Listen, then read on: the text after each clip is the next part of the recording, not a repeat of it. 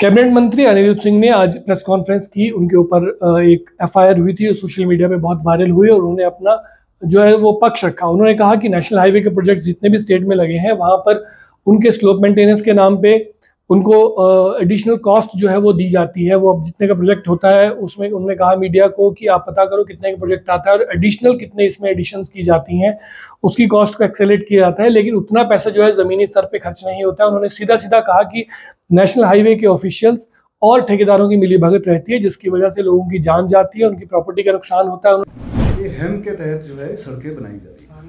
हेम hybrid immunity mode के नाम से बनाई जाती है। इसमें 40% जो है वो गवर्नमेंट ऑफ इंडिया का शेयर होता है और 60% जो है वो ठेकेदारों का शेयर होता है। ठेकेदार इनकी मोडस ऑपरेंडी ये रहती है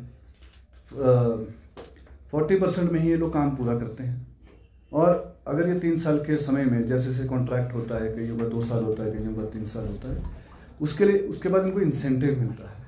इनको कोई मतलब नहीं है आम जनता अगर त्रस्त है, उनके घर गिर रहे हैं, उनको क्या फर्क पड़ रहा है। जिंदगी भर की मेहनत के बाद इंसान अपनी कोई प्रॉपर्टी बना पाता है।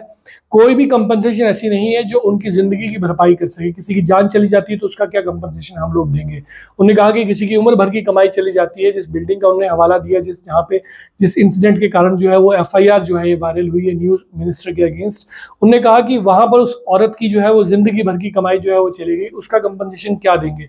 तो उन्होंने सीधा सीधा कहा कि ये एक नेक्सस है जिसकी वजह से हिमाचल प्रदेश के लोगों का जो है वो नुकसान हो रहा है। उन्होंने सोलन जिला, शिमला जिला और कांगड़ा जिला का इसमें नाम लिया जहां पे एनएचएआई के प्रोजेक्ट चले हैं। और उन्होंने ये भी कहा कि जो केंद्रीय मंत्री नितिन गडकरी हैं, उन्होंने नाम तो नहीं लिया उनका, लेकिन ये कहा कि उन्होंने जो ट्वीट किया है वो दिल्ली बैठ के किया है, उनको शायद वास्तविकता का पता नहीं है। उन्होंने उनसे ये भी आग्रह किया कि वो आए और यहाँ देखें कि वास्तविकता है क्या, क्या प्रोजेक्ट सैंक्शन किया था, नीचे उसका कितना हुआ। रोड पे एक पूरा का पूरा परिवार खत्म हो गया था, आप सभी को पता है कितने लोग वहाँ पे मरे हैं। और लेकिन सिर्फ एक कंपनसेशन की जो बात करते हैं, कंपनसेशन क्या है? कंपनसेशन से क्या जिसने अपना पूरा जीवन घर बनाने में लगाया है, खेत बनाने में लगाया है, आप वो क्षति उसको कर सकते हैं क्या? कंपनसेशन से लोगों की भावनाएं आप जोड़ सकते हैं? और केंद्रीय मंत्रियों ने भी कई ट्वीट करे हैं। मैं उनसे एक सवाल करना चाहूँगा आपके माध्यम से। We should make a policy, national policy. सड़क बनाने की पॉलिसी अच्छी है, उसको सभी लोग अप्रिशिएट करते हैं, पर जिनका नुकसान हो रहा है उनके बारे में क्या है? जिनके परिजन मरे हैं उनके बारे में क्या है? NHAI, national highway authority of India तो अपना पल्ला झाड़ के साइड हो जाता है कि हम कंपनसेशन दे देंगे, लेकिन कंपनसेशन कितनों को मिला है? वो तो कोर्ट्स में उनके परिवार, उनके जीवन भर की कमाई लगा के उनके परिवार जो है 20-20 साल तक केस लड़ते हैं।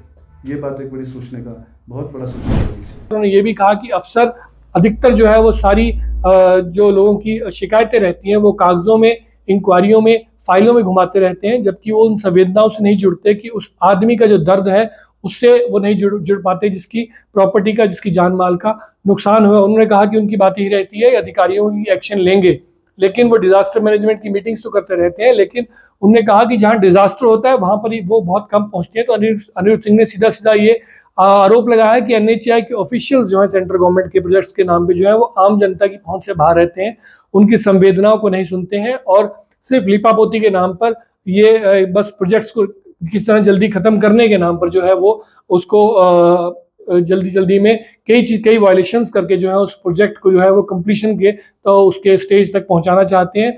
और अनसाइंटिफिक कटिंग, 90 डिग्री जो कटिंग होती है उसकी वजह से जो है वो लोगों का यहाँ पे नुकसान होता है। तो मैं कंप्लेंट्स की बात भी करना चाहूँगा कि कितनी कंप्लेंट, ये आपको ज़रूर पूछना चाहिए, चाहे वो मंडी क्षेत्र की बात हो, चाहे वो जोगिंद्रनगर की बात हो, कांगड़ा की बात हो, और स्पेशली परवाणू से लेकर शिमला की बात हो। रिस्पेक्टिव एसडीएम्स और डीसीएस के पास कितनी कंप्लेंट्स जो हैं आज तक रजिस्टर हुई हैं, इसका भी आपको संज्ञान लेना चाहिए। करीबन 700 से 800 कंप्लेंट तो मेरे शिमला में ही रजिस्टर्ड है। उसके बाद एफआईआर्स, कितनी एफआईआर्स इनके दर्ज हुई हैं और कितने उस पर क्या एक्शन हुआ है कि I deny from all allegations.